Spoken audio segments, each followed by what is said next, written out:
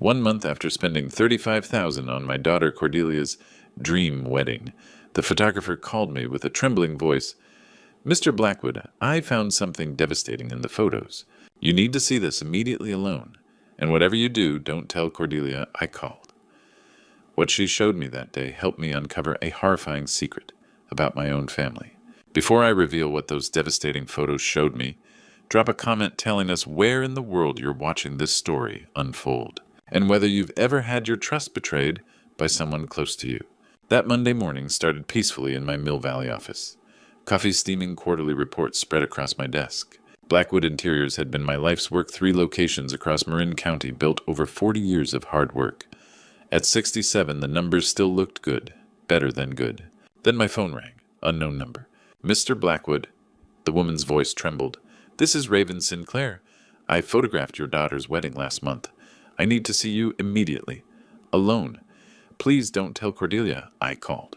My mind flashed to Cordelia's perfect day at Cavallo Point Lodge. 300 guests, Golden Gate Bridge, views everything flawless. Alaric in his tuxedo, my daughter, radiant in grandmother's pearls. Before I could respond, my office door opened. Cordelia walked in designer heels, clicking that confident marketing executive smile lighting her face. "Daddy," she kissed my cheek. "Hope you don't mind me dropping by." I ended the call quickly, heart racing. "What brings you here, sweetheart?"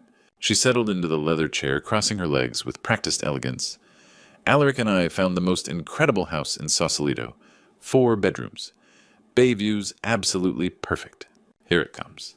We need $25,000 for the down payment. You understand, right? After everything you invested in our wedding, this is just the next step." 25,000, said like borrowing my car. My phone rang again. Marcus Sterling, my business partner for 15 years. "Ezra, buddy, you sound stressed lately. Everything okay with the family situation?" How did Marcus know about any family situation? I hadn't mentioned anything to him. "Just the usual," I said carefully. "Listen, if you need help financial or otherwise, I'm here. Sometimes it's easier to consolidate when family pressures mount up." After hanging up, something hollow opened in my chest.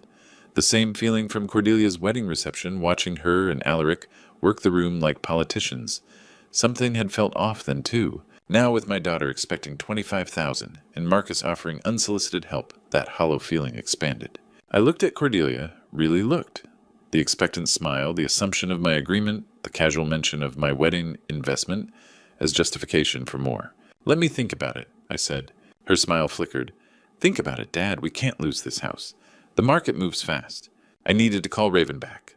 Whatever she'd found in those wedding photos, I had a sinking feeling it would explain why my own family felt like strangers playing a game I didn't understand. The pieces were already moving, and I was just beginning to realize I might be the target. The drive to downtown Mill Valley felt endless. Every red light stretched into eternity as one question hammered through my mind. What could possibly be wrong with wedding photos? Raven's studio occupied a converted warehouse in the Arts District, professional photographs lining exposed brick walls. She met me at the entrance, mid-40s, with nervous hands and apologetic eyes that wouldn't meet mine. "Mr. Blackwood, thank you for coming." That same tremor from our phone call. "I have everything ready in the editing room." The smaller room was dominated by large monitors and computer equipment. Wedding portfolios stacked on shelves, afternoon light filtering through dusty windows. "I almost didn't call," she said, settling at her computer while I stood behind her chair. "I went back and forth for days, but if I were in your position, I'd want to know." The monitor filled with familiar images, Cordelia walking down the aisle, Alaric at the altar, guests smiling. Everything beautiful, everything perfect. "These are what everyone saw," Raven said softly. She clicked to another folder.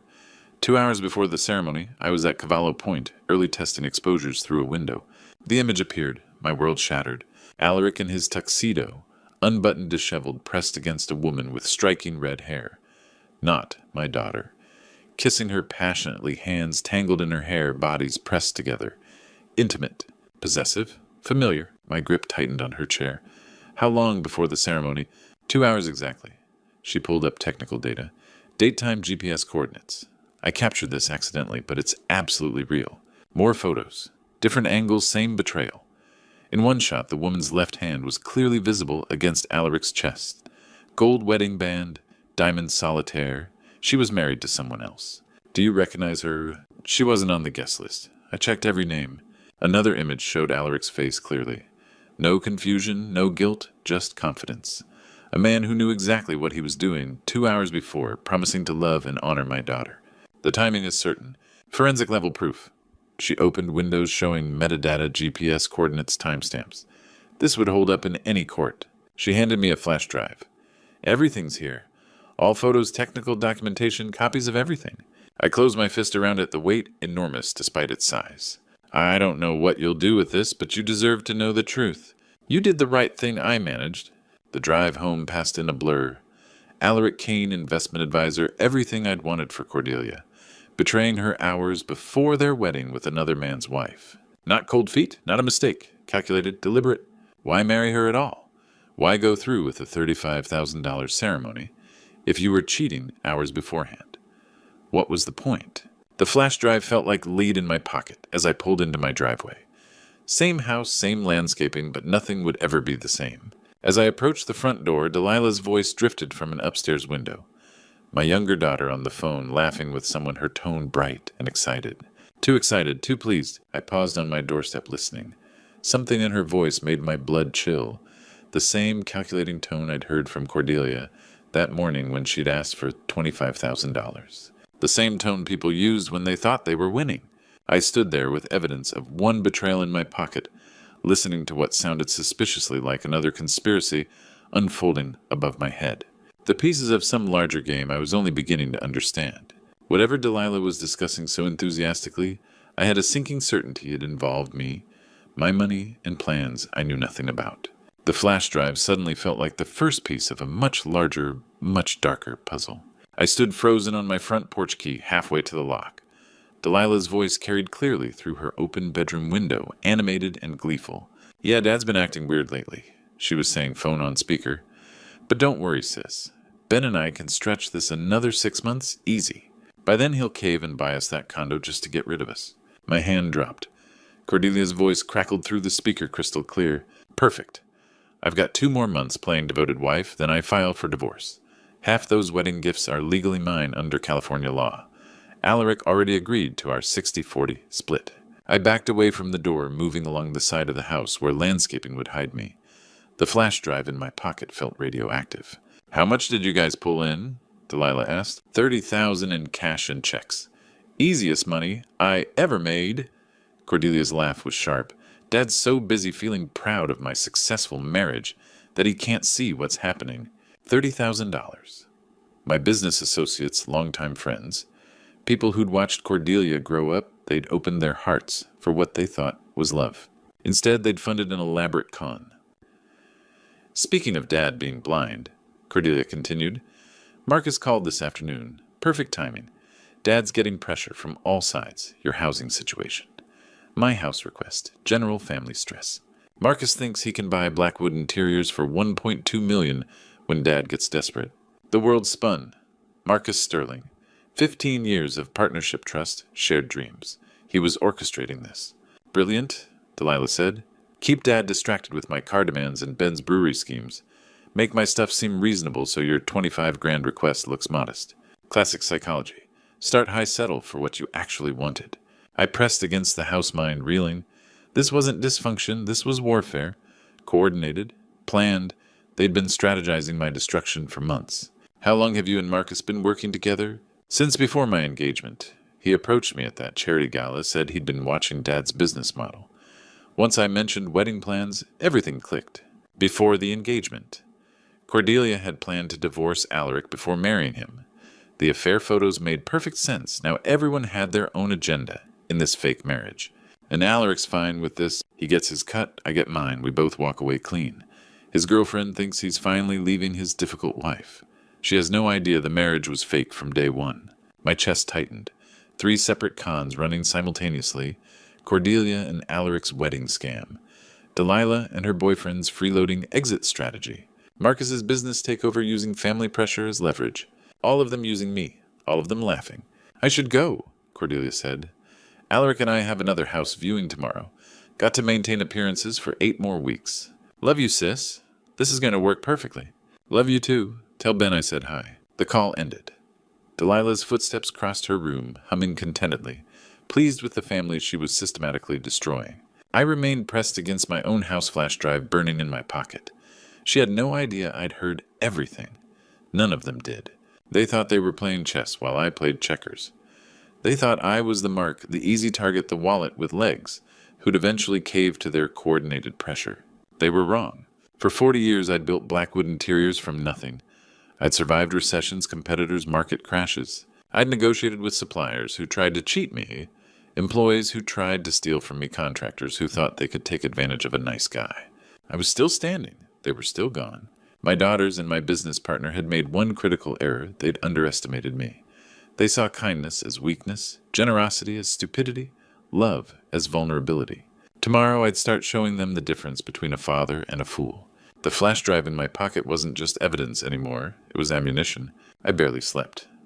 By 7 the next morning, I was heading to First National Bank in downtown Mill Valley. 40 years of building a company had taught me one crucial lesson when someone tries to cheat you. Gather evidence first, then strike back with overwhelming force. Patricia Williams, my banking relationship manager for 2 decades, greeted me in her office with professional warmth. "Mr. Blackwood, what brings you in so early? I need to verify account information." My daughter Cordelia's joint account with her husband. When exactly was it open? Her fingers clicked across the keyboard. Here it is. Cordelia Blackwood Kane and Alaric Kane. Opened May 15th. 2 months before the wedding. Not years like normal engaged couples. 2 months. Specifically timed for gift collection. Anything unusual about the setup? They requested expedited processing, said they had a wedding coming up and wanted to streamline gift deposits. Patricia smiled. Young couples are so organized these days. Organized. Perfect word for fraud. My phone buzzed. Marcus Sterling. "Excuse me." I stepped into the hallway. "Ezra Buddy." False cheer dripped through the speaker. "Heard Cordelia's looking at houses in Sausalito. Expensive market. Everything okay financially?" How did he know about Sausalito? I'd mentioned it to no one. "We're managing. Listen, if you need capital, now's perfect timing to consolidate. The furniture market's brutal with online competition. What if I took Blackwood Interiors off your hands? Fair market value. Maybe 1.2, 1.3 million. 1.2 million, exactly Cordelia's number from last night. I'm not looking to sell, Marcus. Think about it. Family pressures, housing costs, daughters getting established. Sometimes it's smarter to liquidate while you can still get good price." After hanging up, I sat in my truck, mind racing. Marcus hadn't coincidentally called. The Sausalito reference wasn't luck, it was coordination proof. At the Marin County Recorder's office, I spent 2 hours reviewing property records. What I found was devastating. Over 6 months, Marcus had purchased 3 commercial properties within 2 miles of my Mill Valley location. Not for his business shell companies with unfamiliar names. He was building a retail stranglehold around my flagship store, positioning to crush my customer base once he owned my company. The timeline was damning. January property acquisitions begin March, Cordelia's engagement, May joint bank account, July wedding, August. My family crisis. This wasn't opportunistic greed. This was a year-long calculated destruction plan. I searched estate planning attorney Marin County. Thaddeus Noble appeared first, 25 years in asset protection and family law. Available at 2 o'clock. As I dialed, I thought about my daughter's laughter last night, planning my downfall. They'd made one critical error, assuming I was weak, naive, easily manipulated. They were about to discover that surviving 4 decades in business requires different skills than they'd imagined. I hadn't weathered recessions and competitors by being nice. I'd survived by being smarter, tougher, and more prepared than anyone who tried to take what was mine. Building Blackwood Interiors from nothing had required strategic thinking, careful planning, and ruthless execution when threatened. Those same skills would serve me well now. Thaddeus Noble's office. I need an emergency consultation today. Asset protection and family law. Nature of the emergency. I looked at property records spread across my passenger seat, felt the flash drive in my jacket pocket, remembered my daughter's casual cruelty as they carved up my life's work. Someone's trying to steal everything I've built over 40 years. And I have all the evidence I need to stop them. The game had changed. They thought they were playing chess while I played checkers. But they'd forgotten something important. I'd been playing chess since before they were born. Now it was my move. Thaddeus Noble's office occupied the 23rd floor overlooking San Francisco Bay. Mid-50s gray temples, firm handshake, exactly what I needed. "Mr. Blackwood, you mentioned asset protection. Tell me what's happening."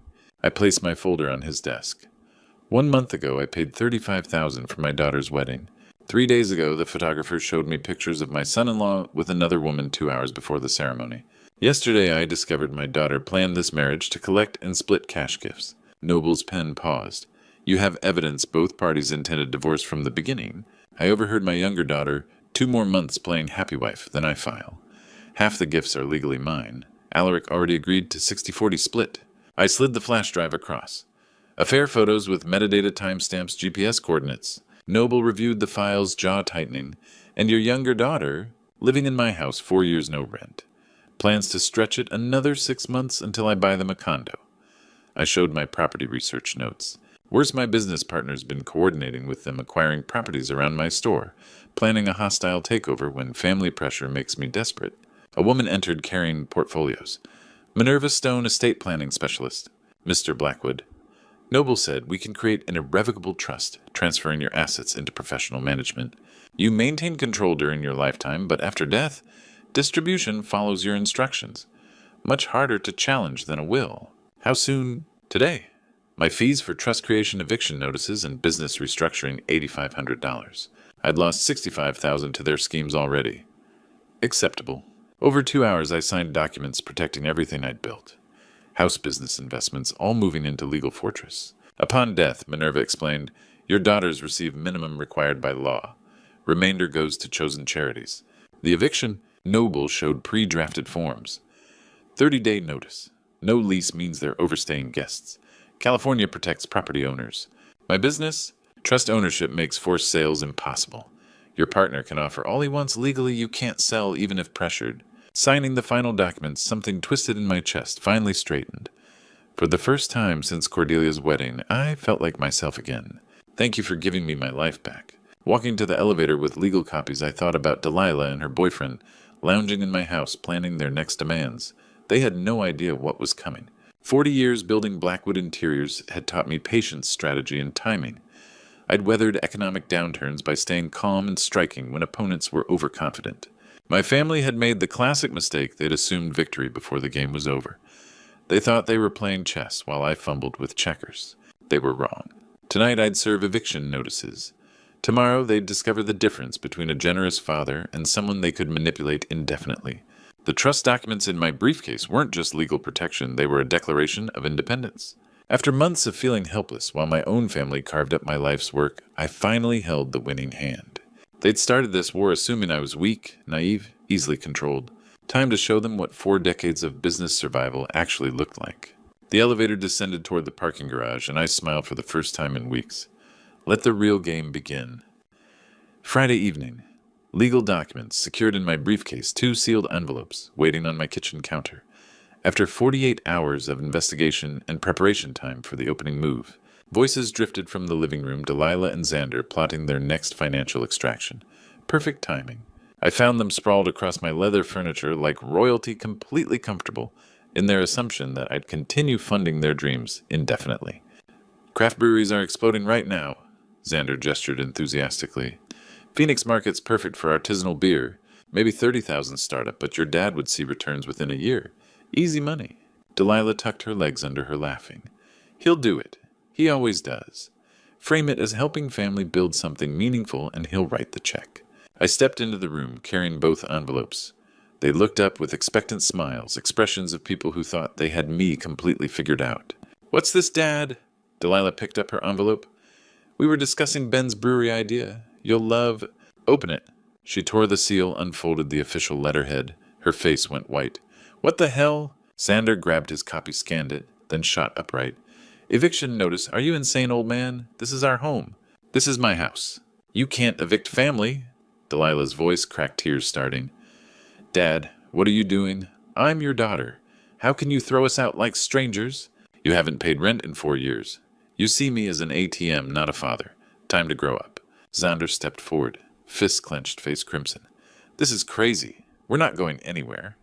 Everyone will know what kind of father you are, abandoning your own kid. I remained motionless, recognizing the bluff. 40 years of business negotiations had taught me to spot intimidation tactics. The notice is legal, 30 days. Start packing. Dad, please. Delilah grabbed my arm. We can work this out. We'll pay rent. I gently removed her grip. You had 4 years to offer rent. Now you have 30 days. Turning toward my office, I left them staring at legal documents. Chaos erupted behind me, Delilah wailing, Xander shouting, furniture scraping. "You'll regret this," Xander's voice echoed down the hallway. "You'll regret this."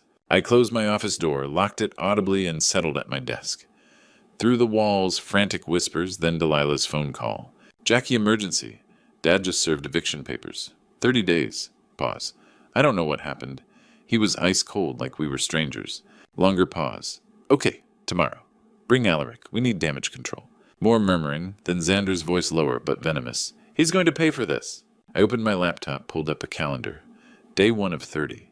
They assumed this was about the house about punishment. They had no clue I was protecting everything business assets, dignity, future. Tomorrow they'd coordinate their counterattack. Cordelia would arrive with Alaric armed with psychological manipulation, financial pressure, maybe manufactured medical crises. Every trick in their extensive playbook. What they didn't realize I'd already won. Trust established business protected their timeline for destroying my life, cut to 30 days. 4 years they'd treated my home like a hotel, my wallet like their personal bank account. 4 years of assumptions, entitlement, casual disrespect. Those days were over. Let them coordinate. Let them scheme. Let them deploy their finest manipulation strategies. I had legal fortress recorded evidence, and most crucially, I was no longer the same man who'd been bankrolling their betrayal. The war was beginning, and for the first time in years, I controlled the battlefield. Saturday evening.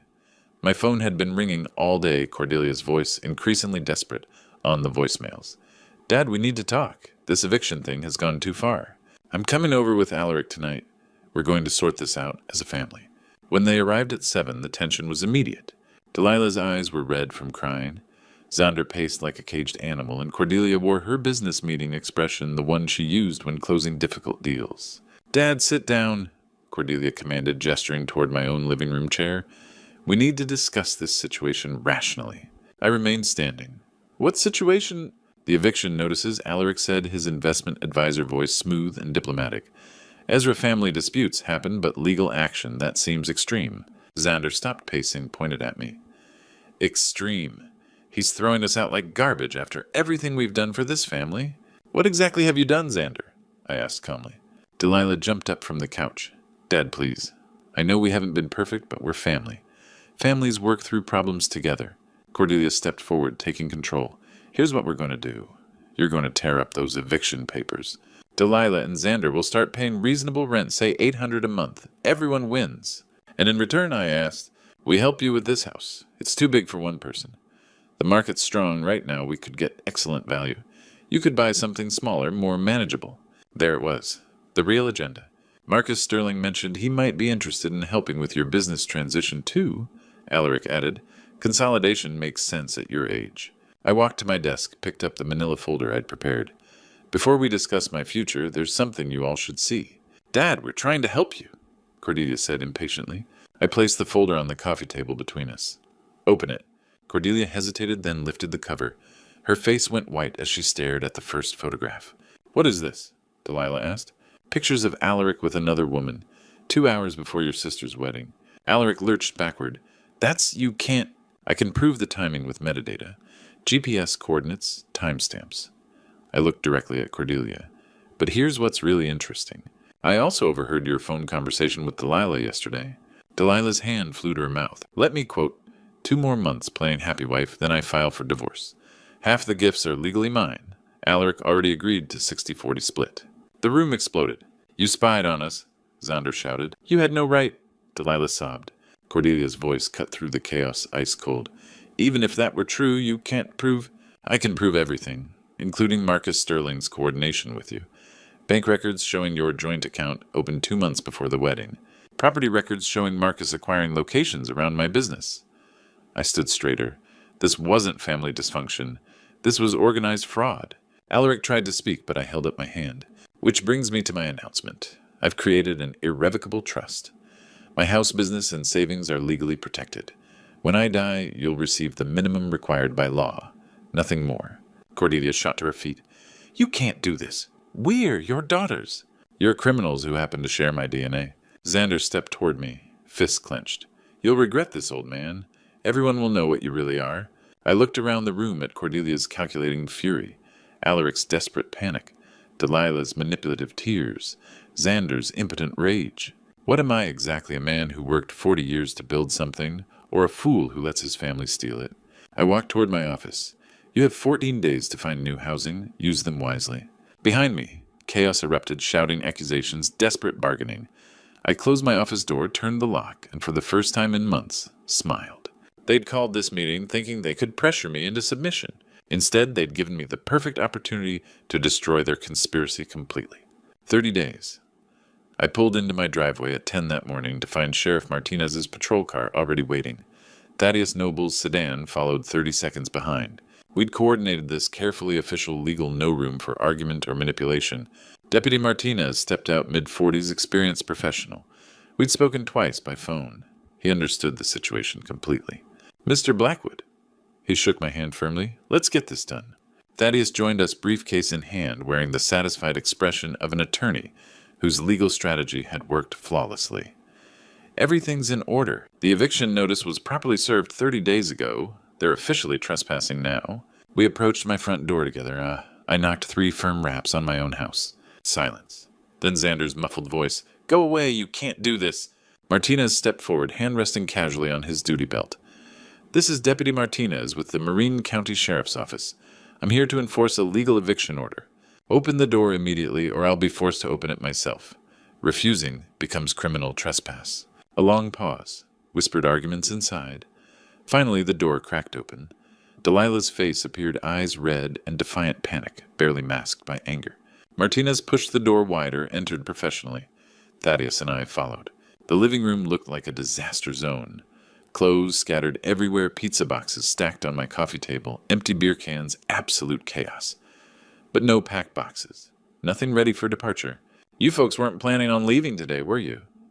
Martinez surveyed the mess, making notes. We need more time. Delilah's voice pitched high. We can't possibly... Ma'am, you've had 30 days. 2 hours to collect personal belongings, clothes, personal items only. No furniture, no fixtures. Clock starts now. What followed was frantic desperation in slow motion. Delilah cramming clothes into garbage bags, sobbing intermittently. Xander throwing possessions into duffel bags with violent movements, muttering curses under his breath. During their chaos, my phone rang. Marcus Sterling. Ezra, I heard about the eviction. This has gone too far. Let me help mediate. Marcus, I know about your coordination with Cordelia, your property acquisitions around my business, your plan to buy Blackwood interiors when family pressure made me desperate. I kept my voice level, watching Xander struggle with an overstuffed bag. We're done. Permanently. You're making a massive mistake, Ezra. You'll need me eventually. This family drama will destroy your business focus. I'm offering you a way out. The only mistake was trusting you for 15 years. I hung up, blocked his number immediately. 2 hours later, they carried their final bags to Xander's beat-up sedan. At the car, Delilah turned for one last manipulation attempt. You'll regret this, Dad. When you're old and alone and need help, don't come crying to us. I met her eyes calm and certain. I won't. They drove away, taking their drama, their demands, their systematic destruction of my peace with them. I stood in my doorway, my house truly mine for the first time in 4 years. Martinez handed me paperwork. They're officially out. If they return without permission, call immediately. That's criminal trespass. After everyone left, I walked through the house slowly. Living room where Xander had sprawled for years. Kitchen where Delilah had made her endless demands. Upstairs where they'd plotted my financial destruction. Empty now, all of it, mine. That evening, my phone buzzed with a text from an unknown number. Alaric, Ezra, I know you know about the divorce plans. Look, this whole marriage was complicated. I can make this worth your while, 10,000 to let everything proceed quietly. No drama. I read it once, deleted. It blocked the number. $10,000 to stay silent while they completed their fraud. Even now, even caught, they thought everything had a price. I walked to my kitchen window, looked out over Mill Valley. The sun was setting behind the hills, painting everything gold. My house, my view, my peace. For 4 years, I'd shared this space with people who saw me as a resource to exploit. Now the silence felt profound, complete, earned. Freedom, I discovered, sounded exactly like quiet. 3 weeks of solitude had taught me something profound, the difference between being alone and being lonely. I sat on my terrace that Tuesday morning, coffee steaming in crisp October air, watching sunrise paint the Mill Valley hills gold. The silence was complete. No Xander's television blaring, no Delilah's dramatic phone calls, No schemes being hatched while I paid the bills. Just morning birds, distant traffic, and my own thoughts for the first time in 4 years. My routine had emerged naturally. Wednesday guitar lessons with a patient instructor who didn't care I was starting at 67. Friday volunteer shifts at the senior center, fixing furniture for people who appreciated help instead of demanding it. Business thriving without Marcus's partnerships. Turns out I'd been successful 40 years without his coordination. The phone rang. Raven Sinclair. Mr. Blackwood, I hope you don't mind calling. I've been wondering how everything turned out after that day in my studio. Genuine concern, not the calculated warmth I'd grown accustomed to from family. Raven, I'm glad you called. Things worked out exactly as they needed to. I wasn't sure showing you those photos was right. Sometimes truth causes more pain. You gave me truth when everyone else fed me lies. That's never wrong. We talked 20 minutes. Photography Mill Valley's changes courage required to start over at any age. When she suggested coffee, just as friends, I found myself anticipating conversation with someone who wanted nothing except company. After hanging up, I reflected on the journey. 4 months ago, I'd been funding my own destruction, believing family loyalty meant accepting any treatment. The photographer's call shattered that illusion but saved my life. Marcus had attempted contact twice, both ignored. Business restructured, protected, thriving. He could acquire nearby properties, all he wanted. I wasn't selling, wasn't desperate, wasn't the easy target he'd calculated. Cordelia and Alaric divorced as planned, but lawyers took most wedding gift money in fees. Ironic justice. They'd schemed to collect cash, ended up paying attorneys to divide what remained. Delilah found a studio apartment, took a marketing job. According to mutual friends, she was working paying rent, functioning without a safety net. Maybe eviction was the best thing that happened to her. Trust documents sat in my desk, signed and sealed. Every asset protected, every decision mine. No one could manipulate me into selling or surrendering what I'd built.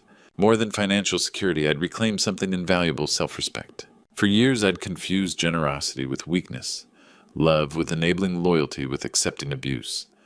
I thought saying no made me selfish, setting boundaries made me cruel. The truth was simpler.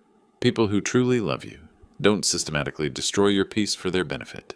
My phone buzzed. Unknown number, Cordelia's new one. I deleted without reading. Whatever she wanted now didn't matter. I'd learned to distinguish between loneliness and solitude, between family and people, sharing my DNA, between generosity and foolishness. The sunrise was complete. Mill Valley spread below like a promise. Guitar tomorrow, coffee with Raven next week, volunteer Friday. Life built on my terms with people who valued honesty over manipulation. At 67, I was learning what freedom meant, the right to say no, power to choose who deserved my energy peace from living authentically. Building Blackwood interiors had required vision, persistence, and courage. Rebuilding my personal life required the same skills, but the reward was infinitely greater. I'd spent 4 decades creating financial security. Now I was creating something more precious. A life where every relationship was genuine, every boundary was respected, and every day belonged entirely to me. The morning light caught my coffee cup steam, rising like incense for a new beginning. Somewhere in the distance, a church bell chimed 8 times. Time for a new chapter. Time for authentic living. Time for relationships built on mutual respect instead of financial dependency. The next chapter was mine to write, and I finally knew what story I wanted to tell. Looking back at my story, I realized how close I came to losing everything I'd worked for. Don't be like me. Don't wait until you're being systematically betrayed before you recognize the warning signs. When family members see you as an ATM rather than a person, when they coordinate their demands, when they show no gratitude for your generosity, those are red flags you cannot ignore. This true story taught me that enabling isn't love, it's actually a form of harm. I thought I was being a good father by never saying no, but I was creating entitled adults who couldn't function independently. God gave us wisdom to set boundaries, and I should have used it sooner. Like many grandpa stories from my generation, we confuse kindness with weakness, but true strength sometimes means disappointing people who expect you to fund their poor choices. The hardest lesson, family, isn't defined by blood. It's defined by respect, gratitude, and genuine love. When I finally stood up for myself, God showed me what real peace looked like. This true story isn't unique. Countless grandpa stories echo similar themes of family manipulation and financial abuse. If you're facing similar manipulation, document everything, seek legal protection, and remember you're not obligated to fund anyone else's lifestyle regardless of DNA. Your hard-earned money deserves the same protection you'd give any valuable asset. This true story proves that it's never too late to reclaim your dignity and demand the respect you deserve. What's your experience with family financial boundaries? Have you ever felt manipulated by loved ones? Share your thoughts in the comments below. And don't forget to subscribe to our channel for more real grandpa stories that inspire and educate. Hit that notification bell so you never miss our latest content.